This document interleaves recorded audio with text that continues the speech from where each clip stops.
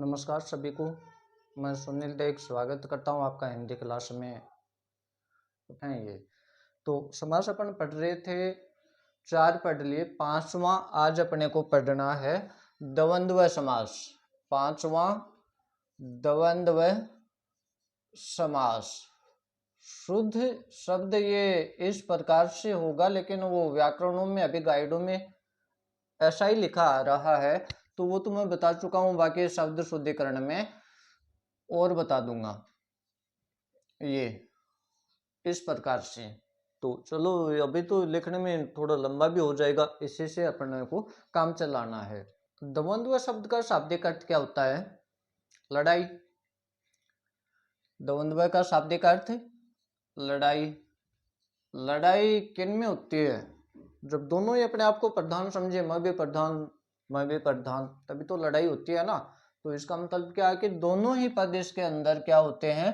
प्रधान होते हैं। दोनों पद प्रधान प्रधान होने के बावजूद भी एक दूसरे को आवश्यकता रहती है, एक दूसरे की। यानी कि परिपूर्ण अपने आप में कोई सा भी पद नहीं होता। जैसे ये देखो आप कि माता पिता, ये शब्द है। अब माता भी प्रधान है भाई, माता की ज्यादा चलती है ना, प्रधाननी मान लो भाई, और पिता भी प्रधान है।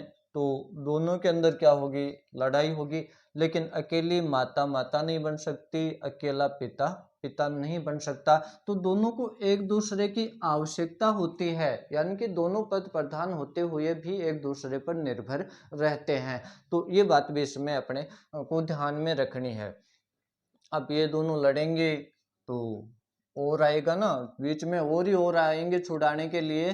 और तो सामासिक शब्दों के बीच में और शब्द आएगा, लगभग में और आएगा। बाकी में कुछ विशेष परिस्थितियों के अनुसार अन्य शब्द भी आ सकते हैं, जैसे आदि या ये शब्द भी आ सकते हैं, लेकिन ये बहुत कम आते हैं। ज्यादातर कौन आएगा? और आएगा। पहचान क्या होगी इसकी?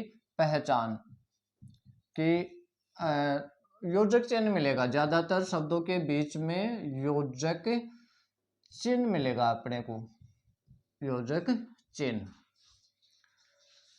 कुछ में नहीं मिलेगा, ज्यादातर में मिल जाएगा। कुछ में नहीं मिलेगा, उसमें भी अपने को जांच लेना है कि हाँ ये तो दोनों ही प्रधान है, तो द्वंद्व समास इसमें है। अब पहले ये देखो कि और के अलावा आदि भी आ सकता है, तो इनको थोड़ा देखो। या भी आ सकता है। तो जैसे माता पिता हैं तो दोनों अपने आप में परिपूर्ण हैं, तो इनमें तो किसी और की आवश्यकता नहीं, और आ जाएगा सिर्फ है। अब जैसे ये आ गया फल फूल, तो फल फूल में और भी संभावनाएं हैं।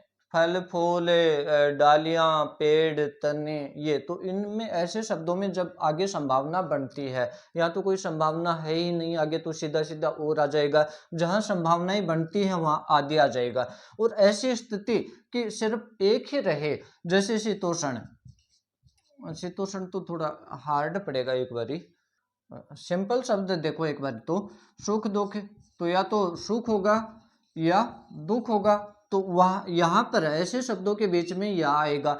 एक ही हो सकता है एक बारी में, सुख दुख दोनों साथ में नहीं हो सकते। जैसे लाभ हानि है, लाभ है हानि, तो या तो लाभ होगा या हानि होगी, तो या ले आएंगे इनके बीच में।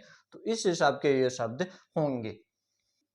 अब जैसे अन्य शब्द देखो इसके, माता पिता, विग्रह करेंगे सीधा सीधा और आ जाएगा, माता और पिता, ये इसका विग्रह हो जाएगा।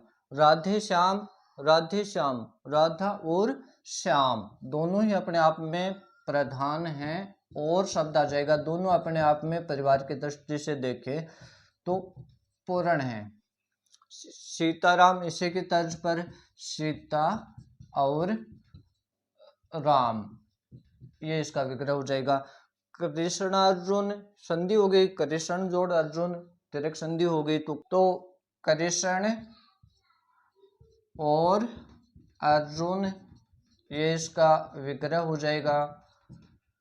अहर्निश, जैसे अपने एक लिख दें कि दिन रात या रात दिन, जो भी है, रात दिन।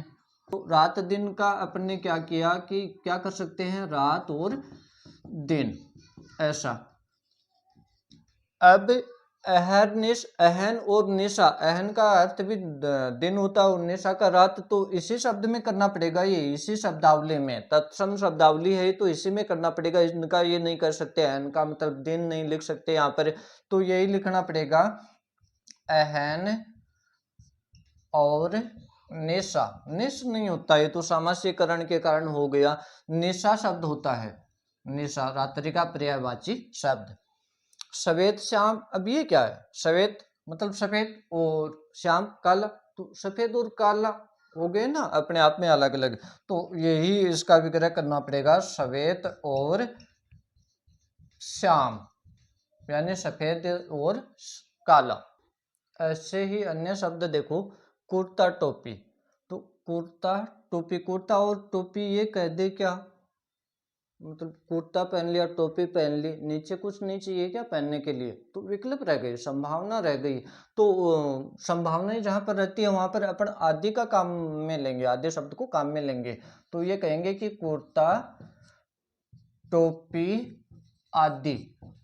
अब आदि में कुछ भी हो सकता है, नीचे लुंगी वगैरह जो भी है, पायजामा वगैरह, वो सारी चीजें इसमें आ जाएंगी। ये नहीं कह सकते कि कुर्ता और टोपी, कुर्ता और टोपी का मतलब पूरी ड्रेस हो गई नीचे से चाहे घूमो, नहीं, ऐसा नहीं होता। फल फूल कंद मूल काफी सारी चीजें होती हैं, आगे भी संभावनाएं हैं, तो यही कहेंगे कि फल फूल आदि, आदि लगा देंगे आगे, ये भी द्वंद्व समास ही है, ध्यान में रखना, थोड़ा हटके है थोड़ा सा, बाकी तो ज्यादा तो नहीं है, थोड़ा बहुत। अब देखो इसमें थोड़ी सी की स्थिति वापस बदल गई, वापस बदल गई कि या तो थोड़ा होगा या बहुत होगा, तो कौन सा शब्द काम में लेंगे, या, तो इसका विग्रह हो जाएगा थोड़ा या बहुत, ये विग्रह इसका होगा। ऊंच नीच, अब ऊंच या तो ऊंचा होगा या नीचा होगा, लेकिन ऊंच या नीच नहीं, नहीं ये भी काम में नहीं लेते अपन, ऊंच नहीं बना, शब्द बनता है ऊंचा, अकेला यदि खोल लेंगे तो ऊंचा लिखना पड़ेगा या नीचा, नीच नहीं बोलेंगे, अलग अर्थ आ जाएगा नीचा, तो इसका विग्रह होगा ऊंच नीच का, ऊंचा या नीचा। शीतोष्ण ये संधि हो गया, शीत और उष्ण, शीत मतलब सर्दी, उष्ण मतलब गर्मी, तो दोनों एक साथ में नहीं हो सकते, तो या इसमें लाना पड़ेगा शीत या उष्ण, ये इसका विग्रह होगा या लाने पर। सुख दुख दोनों साथ में नहीं हो सकते, तो क्या कहेंगे, सुख या दुख, ये इसका विग्रह हो जाएगा। 21, अब 21 20 से एक ज्यादा, तो छोटी संख्या को पहले लाएंगे, तो 1 और 20, इसमें और ही काम में लेंगे, और शब्द काम में लेंगे 20, तो ये इसका विग्रह होगा 21 का।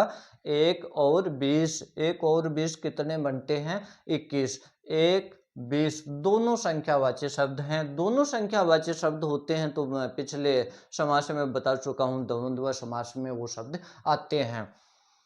25, तो 25 5 20, तो 20 पहले ले लें क्या, नहीं छोटी संख्या पहले, 5 और 20, ये इसका विग्रह होगा 5 और 20। जैसे 61 41, तो 61 1 और 60, 41 1 और 40, ऐसे आगे बन जाएंगे इसके, ये थोड़ा हटके है। 2 4, 2 4 बोल देते हैं, दोनों संख्यावाची शब्द हैं, इसी में आएंगे, तो अपन कह देंगे 2 से 4 तक, 2 से 4 तक, ये इसका विग्रह होगा।